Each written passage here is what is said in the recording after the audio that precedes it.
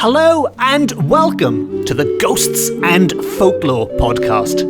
I'm Mark Rees, and on each episode I investigate a different, weird and wonderful subject. And on this episode, the first episode of 2021, we are going to look at a good old-fashioned ghost story. What could be better than kicking off the year with a good old-fashioned ghost story? And this is a tale of a murdered night. What could be more old-fashioned than that?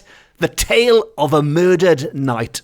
But before we get into that spine-chilling tale, I should get some of the formalities out of the way first. I mean, of course, to begin with, I'd like to wish you all a happy new year. Blwyddyn newydd dda, and let's all hope it's a million times better than last year was. And secondly, I'd like to explain where this story comes from exactly, because this is a real life ghost story. This isn't a work of fiction. This was reported as fact back in the Victorian press. Now, as regular listeners will know, I published a book a few years ago all about ghost reports in Victorian Wales, and I won't repeat myself again here, but very quickly, in 30 seconds or less, just to get everyone back up to speed, I went in search of all of these long-lost ghost stories from the Victorian period, which had been printed in newspapers, in magazines, in periodicals, wherever they were printed. They could have been written on the back of a beer mat, for all I know, if they had beer mats in the 19th century. I have no idea. But if these stories were recorded in some way during the Victorian period and I could get my hands on them, I included them in this book. And I've included several of these tales on previous episodes of this podcast. In fact, the very first episode ever, number 1, The Two-Headed Phantom of Abersachen, is another tale taken from this book. So if you do enjoy this tale, and I'm sure you will, but if you do enjoy this tale of the murdered night, and you would like more Welsh ghost stories from the Victorian period, then please go back and check out the very first episode, or even better, pop to your local bookshop and pick up a copy of Ghosts of Wales. But anyway, that's enough build-up, enough waffle from me. Let's get into the terrifying accounts which took place back in 1897. This tale, this creepy tale, as they referred to it, was published in a newspaper called the Weekly Mail back in 1897, right at the end of the 19th century, and the story was related to the reporter by, and I'm going to quote, an intelligent official of a Glamorganshire school board. So this person who claimed to have seen, well, I don't want to spoil the story for you, but let's just say they claimed to have seen something quite unusual. This person was an intelligent person, and they were an official on the school board. And this crops up quite often in these old accounts. Well, it still crops up in modern day accounts, but it's important to differentiate between the intelligent people who claim to have seen ghostly things and the other kind of people who the newspapers like to frame in a way that their evidence isn't as valid. So this might be drunken people. If a drunken person sees a ghost, it can't be real. If a, inverted commas, mad person sees a ghost, it can't be real. But if an, inverted commas again, intelligent person sees a ghost, well, we need to take this a little bit more seriously, or so the newspapers would have us believe. Now, our story starts in Breconshire, the historic county, the county of Brecon, and the man, this intelligent man, was walking the Breconshire countryside for the benefit of his health and change. So maybe the doctor told him to go and take in the fresh air in the lovely Brecon Beacons, which is good for your health, good for your soul, and I don't know, I'm making up a story for this man now, which wasn't printed, but he was walking there, and it just so happened he had a relation who was working in a nearby secluded farmhouse. And I think we can already see where this is going. A secluded farmhouse. It just screams ghost story at you, doesn't it? But this intelligent man decides to pay a visit. Possibly because, along with being intelligent, he was somebody who was not predisposed to believing in the paranormal, but that description is followed by an important word, a key word. He was not predisposed to believing in the paranormal beforehand. Yes, beforehand. Before he went to the secluded farmhouse, he did not believe in the paranormal. Afterwards, well, we'll find out soon. And what I'll do throughout this story, because there is some lovely, lovely language used in descriptive passages that I will quote directly throughout, and I'm sure you will pick up when it's my voice and it's the voice of this Victorian wanderer who was a shrewd, common sense man. Now, while on a tramp, about halfway between Brecon and Bilth, he came to an old-fashioned farm, and it had dormer windows, gables with a large walled garden, and an amplitude of ivy. Good old ivy. You need ivy for the perfect gothic ghost story, and we are getting the lot. Bring on the ivy. The more ivy, the better. But we are told that it was a house which had seen better days. A palace it was not.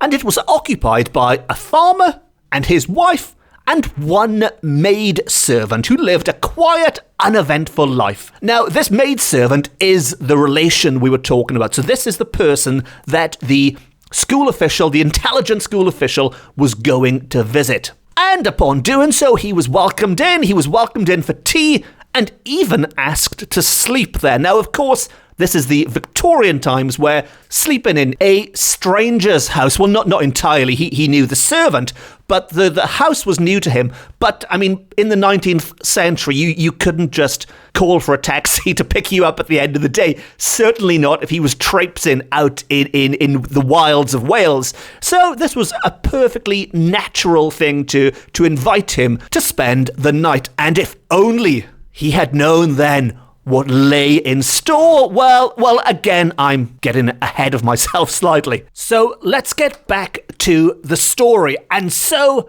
this man retires to bed. And now the tension is building very nicely indeed in this story.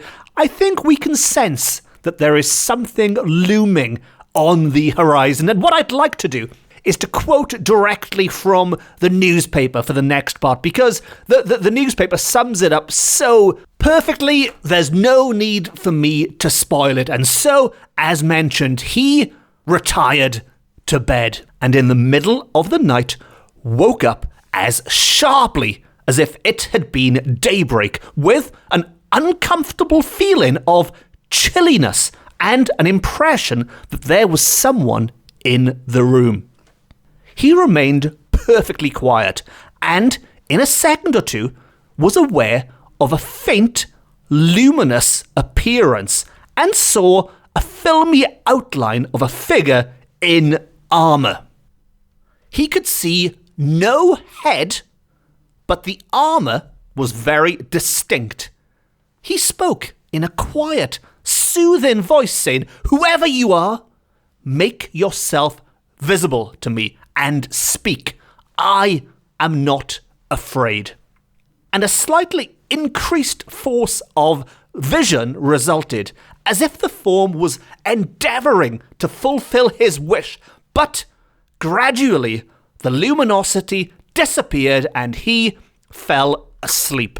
Now, as mentioned, some of these descriptions are wonderful, and there is a heck of a lot to unpick from that one paragraph alone. But basically, he woke up as if it was morning. Something had disturbed his slumber in the way the sunlight coming through the windows might do, or a cockerel making a heck of a noise outside of his window. But he was awake, bolt upright, and then he felt what he described as an uncomfortable feeling of chilliness. Now, of course, This is something which will be familiar to modern day ghost hunters. This chilliness, some people believe, is an indication of a ghostly presence. There, other people say it's not. That's a story for another day, an argument for another day. But certainly in this case, there was an icy chilliness and the impression that there was somebody else in the room. Again, a popular motif of ghost stories,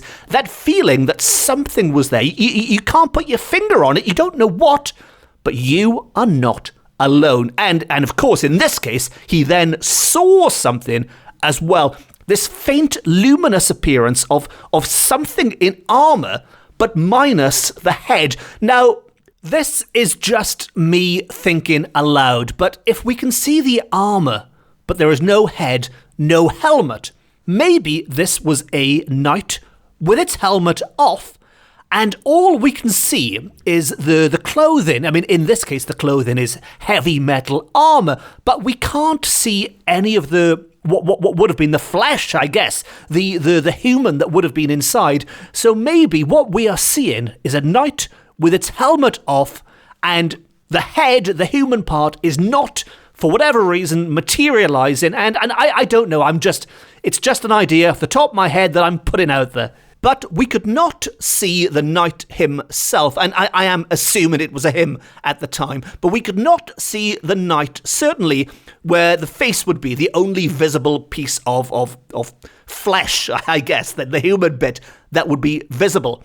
And then, quite uniquely for this story, I love this little touch, but when he asks this ghost, if indeed a ghost it is, to make itself visible to me, well, by all accounts, it does try. I mean, but back to his description again, the slightly increased force of vision resulted. So I imagine it's like a ghost really straining, like almost like a weightlifter trying to pick up something really, really heavy and straining, and we just get this little extra blip of paranormal activity, but then, like that, it's gone.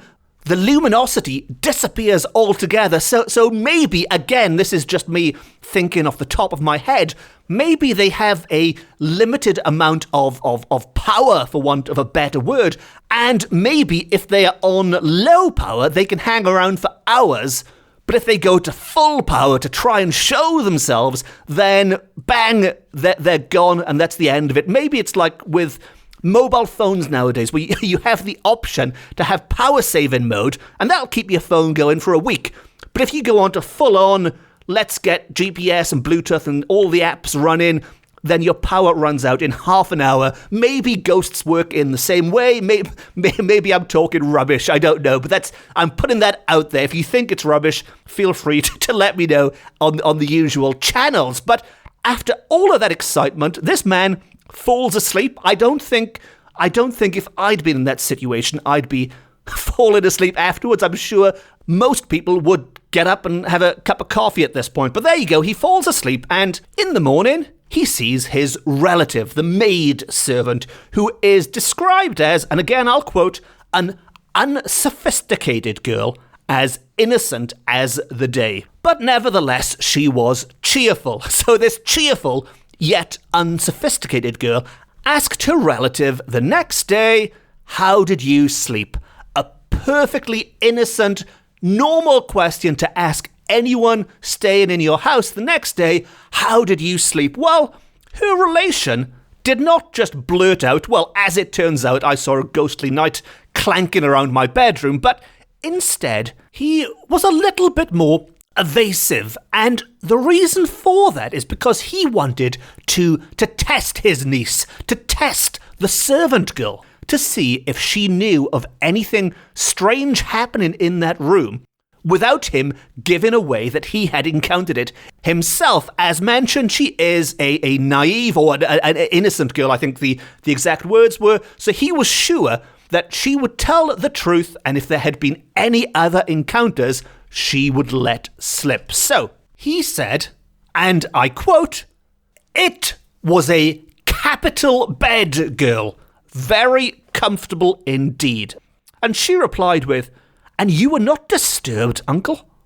To which he said, In what way do you mean? Maybe we're getting towards something here. And she says, well, they do say the room is haunted. And one or two who have slept there have seen a figure wearing tin things on or something like dish covers, which is a wonderful, wonderful Welsh description of a knight in shining armour wearing tin things or something like dish covers. Now, of course, the man was trying to test out his niece. It had worked. This satisfied him, we are told. And without revealing anything himself, he had been gifted this information that the room was haunted. Now, we could ask if this innocent girl knew this the night before. Maybe it would have been polite to mention it beforehand, or maybe she didn't want to unnecessarily worry her uncle, I don't know.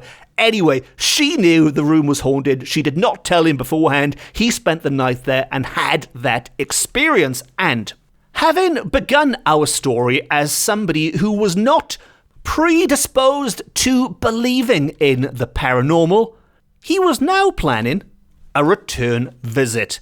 The experience had, while he wouldn't say that yes, he believed in ghosts as such, he certainly was open to the idea now, and he planned to return to that secluded farmhouse for another quiet visit and further investigation. He had become a ghost hunter himself in the space of one night. And to quote him, when asked about his beliefs, his opinions, his fears maybe of seeing this, he said, "I am not afraid. It cannot hurt me, and I am satisfied that there is something in it." And he might well have had a point, because we are told in this story that the tradition in the locality, in and around Brecon, the Brecon Beacons, Breconshire, is that a knight was murdered by another. That's a quote. A knight was murdered by another. And now this vision that appears to people as they sleep in the guest room in this farmhouse would presumably be the murdered knight. And as we near the end of this tale, I should give you the disclaimer that I include with all of these Victorian ghost stories, and that is they can be wonderful stories on the one hand and incredibly frustrating on the other. This one, again, is a case in point because it's a wonderful tale of a murdered knight and an encounter by a man we are led to believe who would not make up such things. And yet, we have no further information because that is where the trail goes cold.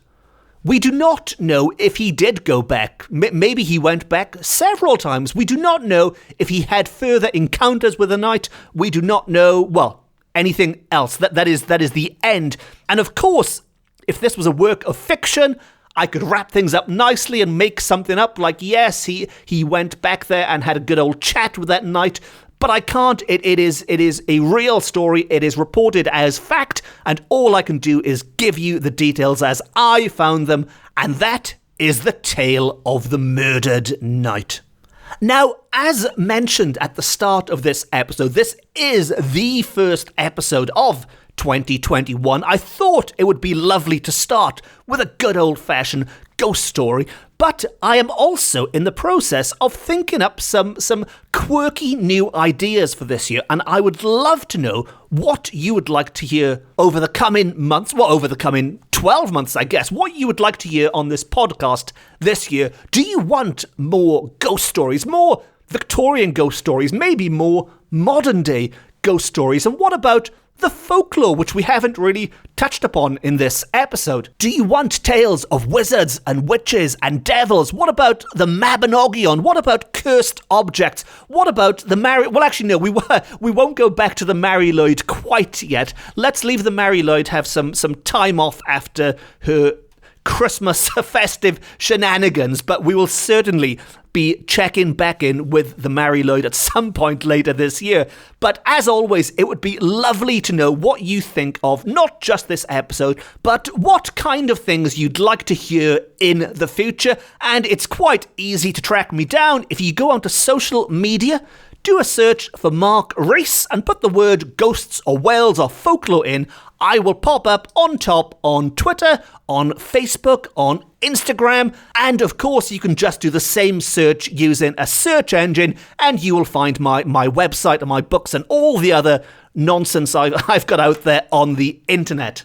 And of course, very quickly, but as always, if you are online and you are looking for me, please consider hitting subscribe on this podcast. It will take you seconds. It costs nothing, but it makes me very happy to know that people are listening and enjoying and they want to hear more. So maybe that could be your New Year's resolution this year. If you don't already, make a promise to yourself that in 2021, this will be the year that you lose all of that weight, you land that dream job, you get millions in the lottery and buy a Mercedes and a house in Miami, and you subscribe to this podcast.